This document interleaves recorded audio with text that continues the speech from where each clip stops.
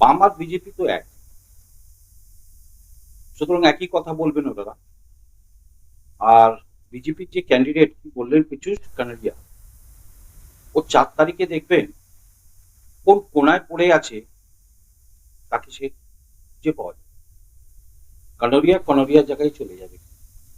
আমি শুনছি চারিদিক থেকে বহিরাগত প্রার্থী।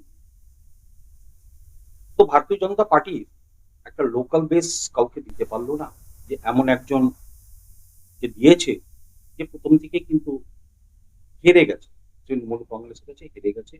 এটা নিয়ে আমাদের চিন্তা নেই। এবং মাঝে শুনেছি কোনো একজন ব্যক্তি বলছেন যে রাজারহাট গোপালপুর রাজারহাট নিউটাউনের যিনি আমাদের বিধায়ক রয়েছেন, তার নাকি ঘুম উড়ে গেছে দুপুরে খেতে। এটা আমি শুনেছি।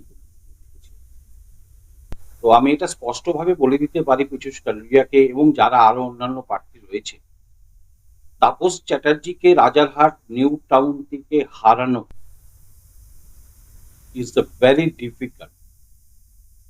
লাস্ট ইলেকশনে উনি 60,000 লিড ছিল, আই হোপ, আমি জানি না, সঠিক নাও বলতে পারি, এবং এটা দেখবেন তার চেয়ে বেশি লিড।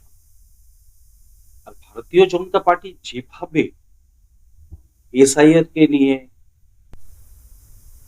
যেভাবে মাঠে নেমেছে, তাতে দাঁড়িয়ে আমি এটা বলতে পারি কিন্তু এসআইআর এফেক্ট কিন্তু তৃণমূল কংগ্রেসের কাছে ভোট পার্সেন্টেজ যা তৃণমূল কংগ্রেসের ছিল, মানুষের ভালোবাসা যেটা ছিল, উন্নয়নের সাথে ছিল, সেটা আছে এবং থাকবে। নরেন্দ্র মোদী এসেছিলেন, তার আগে ঠিক বক্তৃতা দিচ্ছিলেন কে? শুভেন্দু অধিকারী। কি বলেছেন? চোর হাটাও, দুর্নীতি সরাও, এই একগুচ্ছ কথা বলেছেন। কিন্তু যিনি বলছেন তিনি তো নর্দাকাণ্ডের চোর একটা। সেই কথাটা কি করে বলতে পারে? এক। দ্বিতীয়, প্রধানমন্ত্রী যখন বলতে এলেন তখন বলছেন যে यहाँ से चोर विदाई करो, यहाँ से ये विदाई करो, वहां से वो विदाई करो, हम आएंगे तो बहुत अच्छा होगा। अरे नरेंद्र मोदी जी, सबसे बड़ा चोर तो आप हैं, सबसे बड़ा झूठ तो आप बोलते हैं। जब आपकी सरकार पहली बार आई थी तो आपने क्या कहा था कि हर एक गरीब के अकाउंट में 15 लाख जाएगा, काला धन हम वापस लेके आएंगे। ये একবারও হয়েছে? মানুষ কিসের উপরে বিশ্বাস রাখবে? যেভাবে আপনারা এসআইআর, এনআরসি এইগুলো নিয়ে মানুষের কাছে বিভ্রান্ত ছড়াচ্ছেন যে ভোট কেটে গেছে, এবার আমরা চলে এসেছি, কথাটা হচ্ছে এই বিভ্রান্তি কিন্তু বাংলার মানুষ কিন্তু বুঝে গেছে, এবং বাংলা মানুষ কিন্তু মমতা ব্যানার্জির সাথে আছে। এই ভারতীয় জনতা পার্টিটা হচ্ছে 1 নম্বরে ঝুটবাজ দল, মিথ্যে বাজের দল, কথাটা হচ্ছে মিথ্যে প্রতিশ্রুতি। কোন জায়গাতে 3,000 টাকা দেবে? দিলে দিক না।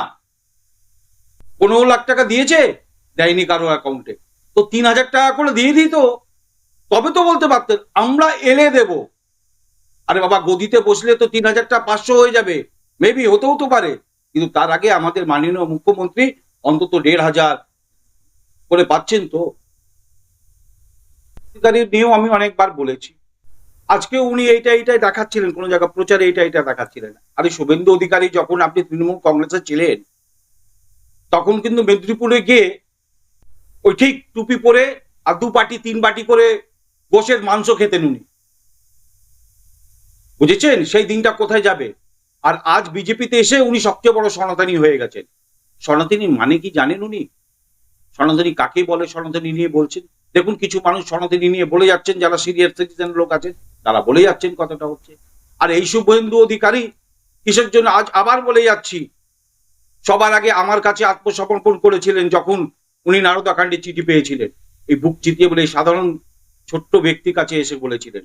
সুতরাং শুভেন্দু অধিকারীর এটাই লাস্ট খেলা গেম, কিন্তু ওনার এবার কিন্তু এখান থেকে বাংলাদেশে, আমি শুনেছি ওনার মা বাংলাদেশে থাকতো, বাংলাদেশে চলে যেতে হবে, না ভবানীপুরে জিতবে না নন্দীগ্রামে জিতবে। আমরা যে কোনো জায়গা দেখি যে কোনো সময় আমরা দুটো অপশন নিই, কেন? যে একটা অপশন যদি ফ্লপ হয় তাহলে আর একটা অপশন যাব। উনি জানেন যে আমি ফ্লপ হব এক জায়গা, তাহলে আরেক জায়গা। কিসের জন্য? অনলি অফ টাইম লাইটের জন্য মমতা ব্যানার্জির কাছে এসছেন। যদি এটা নন্দীগ্রাম হতেন, এই প্রচারটা পেতেন না। এই প্রচারের জন্য কিন্তু উনি ভবানীপুরে এসছেন, এবং ভবানীপুরে গোহারা হারবেন, গোহারা হারবে। এখানে আর লোডশেডিং হচ্ছে না। অভয়নু তো 4 তারিখে বাদ সবকে বোঝা যায়। অভয়ের বা যেদিন 9ই আগস্ট যেদিন ওরা বন্ধের ডাক দিয়েছিল আমার মনে হয়, সেদিন আমি পরিষ্কার বলেছিলাম যে কিছু না কিছু ললিপপ দিয়েছে তবে এখানে এসছেন। আর ঠিক আজকে কিন্তু বাস্তবিকতা হলো ললিপপের জায়গায় উনি ললিপপ খেয়েছেন এবং ভারতীয় জনতা পার্টির টিকিট হয়ে লড়ছেন। এবার আপনি বলুন, যখন অভয়ের ঘটনাটা ঘটেছিল সারা বাংলায়, আপনারা তো প্রেস মিডিয়া, আপনারা তো একটা সাধারণ মানুষ হিসাবে গেছিলেন প্রতিবাদ করতে, তাহলে যারা সাধারণ মানুষ প্রতিবাদ করতে গেছিল জানতো কি অভয়ের মায়ের এই পরিচয়টা, যে না কালকে উনি পলিটিক্স করবেন? তারাই কিন্তু আজকে অভয় মাকে দুৎসাহী করছে সব জায়গা থেকে বাংলা মানুষ।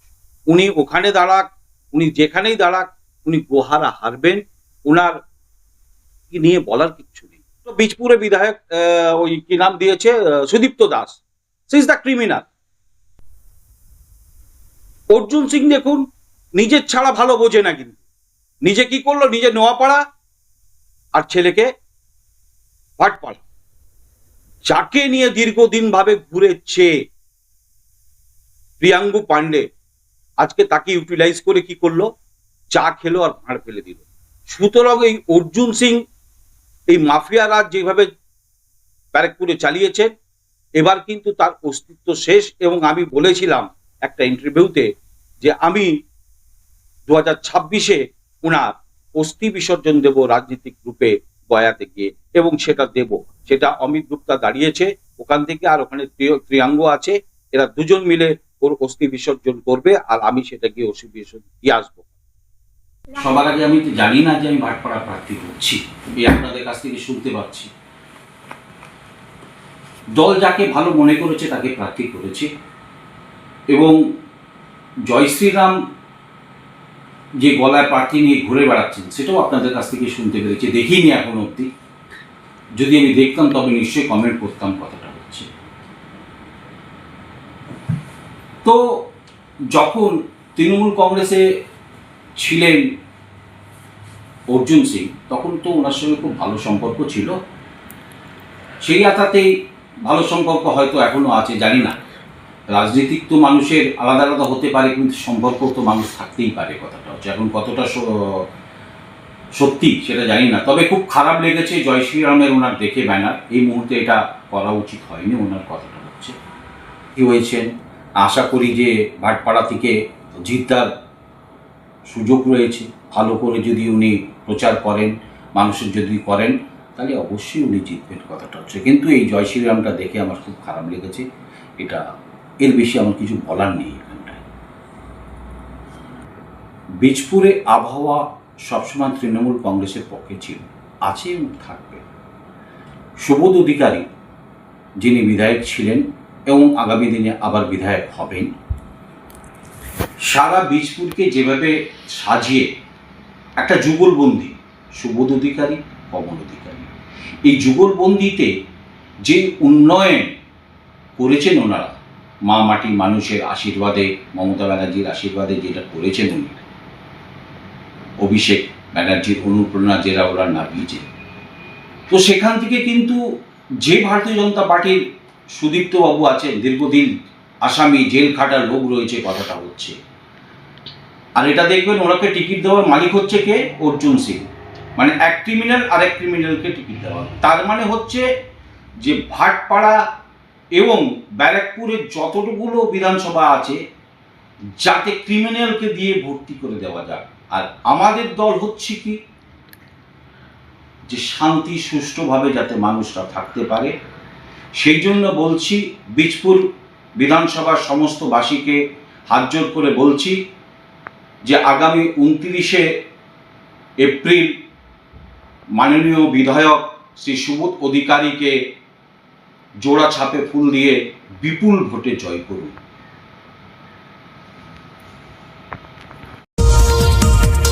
দেখতে থাকুন, সঙ্গে থাকুন বেঙ্গল নিউজ টিভি।